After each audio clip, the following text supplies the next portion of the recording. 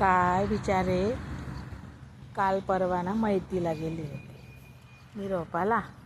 मग जास लागलं सकाळीच आणि आमच्यांना तर झोपच लागत नसते. कधी मी जातो कधी मग कसं जाऊ, लवकर लवकर बूट लवकर लवकर चाल. गेली होती बाई मैतीला. मग तिथं असा ना 4-5 सुना, पोरगी नाही काही नाही, कोणी काही लढलं नाही, कोणीच रडत नव्हतं.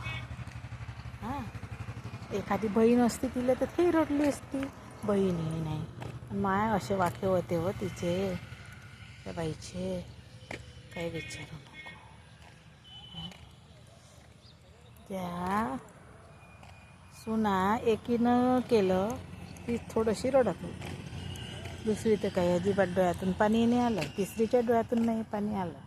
मग लहान जराशी थोडीशी रडत होती. तिला वाटलं मोठी रडते तर मी रडते जराशी, ते रडलं. पण पोरगी असती ते रडली असती की नाही. म्हणून पोरगी अख्तरी पाहिजे. आणि वेदना एवढ्या असह्य होत्या हो. चांगलं मरण झालं तर बरं राहते बिचारे, नाही तर मोठा वाका होते.